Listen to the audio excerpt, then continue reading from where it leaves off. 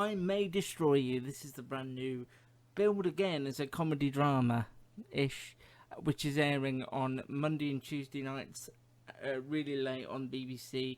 Michaela Coel writes and stars in this. She's Arabella, a young woman who must rebuild her life after a drink is spiked. Arabella is a woman who's had some success in writing a sort of self-help book for young tweens and young adults. She's sort of recognised within her society and within her culture as somebody they know, and she's working on another book and struggling to deliver and having to hold things off with her editor.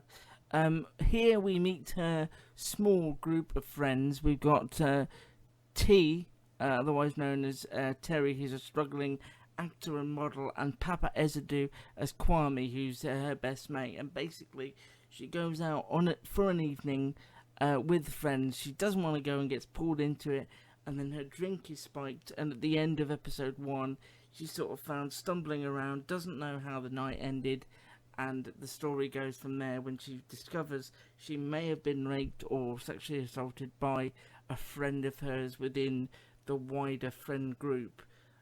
What about this then, Matt? What I appreciated about this was the way that they dealt with the subject of sexual abuse and stranger abuse, and done in a way we might not have seen in a drama before. It's a subject that we've seen done primarily on soaps a lot.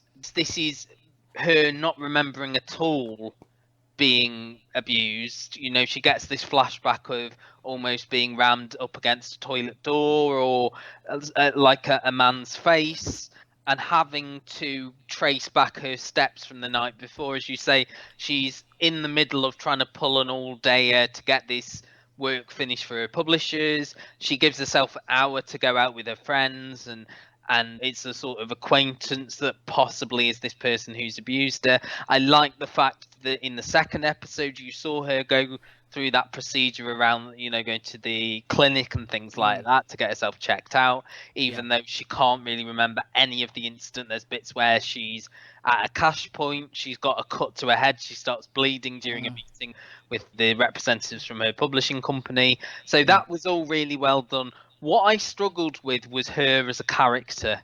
Right, okay. And I said this about Domhnall Gleeson's character in Run as well. These, not self-destructive, but people who complain a lot about their situations, even though they are quite successful. When their situations appear quite cushy.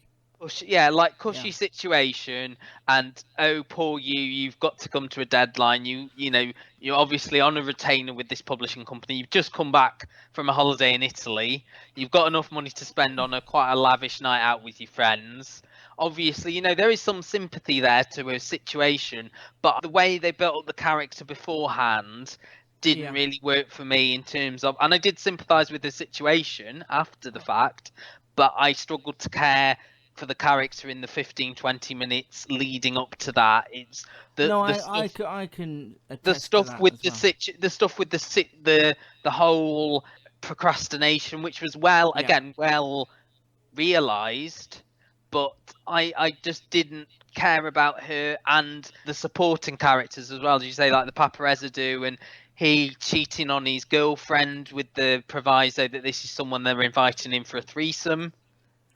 All that stuff didn't really, and I found that really disinteresting in the second episode when Arabella turns up at, you know, his mistress's house and they have that conversation. That took me. There was elements that I really liked about it. You mentioned about T and her audition. I found that that was really compelling scene. I really liked even though we really hadn't spent a lot of time with that. It felt quite uneven, I suppose, is possibly the word I would use to describe it. Some of it was very powerful, some of it was very original, but other bits I found quite hard because I didn't really care about these characters. They're not the sort of people that I think deserve my time, to put it. Crikey. Like, as I say, like Domhnall Gleeson, his character, the really successful guy going through the what does it all mean phase. It's those sort of characters that, whereas I'm much more compelled by the characters in the Salisbury Poisonings who's just there doing their job and really caught up in something caught up in rather their than job, really committed rather than trying to procrastinate away from something where you've earned a lot of money and got success and fame out of. Well, I haven't had much exposure to Michaela Coel. I never saw Chewing Gum. I think I saw one episode of Black Earth Rising, but apart from that, I haven't seen it. And I would attest to everything you're saying. I found her another one of these characters who just sort of moans their way through life and bemoans how well they're doing and woe is me. But actually, when the assault that you're waiting for happens, I did feel more compelled. But it was those on the periphery. So the T character, I was really interested in what she has to go through on a daily basis to get her jobs and things. And I'm interested to know where this is going to go. I like the fact that I cannot tell you where we're going to end up at episode 12 when we get there at the end. No idea where this is going to go. I'm assuming she sets out to, as the title would suggest, destroy the person behind all this, but I have no idea at all. And I think she's got a very unique voice. This is a story we've seen before, but not perhaps told this way. She did a McTaggart at Edinburgh, where she spoke about being assaulted. I don't believe you were there or I was there that year, where she spoke about being assaulted and sort of stunned the crowd with her revelations and honesty about that. And that is where this comes from. So I was just going to say, from somebody who knows the situation. It's not like it's just like Chris Chibnall writing about abuse and getting advice for here, there, and everywhere. It comes from a and you place. can tell that. You can tell that there is that authenticity there, and I really like the direction of it. I think they captured the world very well, as a phrase that you like to use all the time. I do use that every day. The disorientation that she experiences as she succumbs to being spiked, her drink being spiked, and stumbling towards the door, hitting her head. There are set pieces in there that I really liked, and I think the whole thing had a sort of, when we got to that point, the whole thing had a sort of unease about it that I liked, and even the stuff that wasn't directly involved in that, the tea stuff, I felt really uncomfortable watching that. I think it's going to be a really interesting, discussed piece of work that I'm going to stick with, because you get one on Monday, you get one on Tuesday. Only half an hour. They're only half an hour. There's not a lot of new content coming. No. We are going to reach a point where we are just going to be talking about Talking Heads. Why is this on so late? My only theory is that it must get more sexually explicit. That's my only theory. Yeah, I just don't understand it. Maybe because it's half an hour, they don't want to. They've got. Well, they did that with normal people. They just doubled up, didn't they, on a Monday night? So I don't quite know.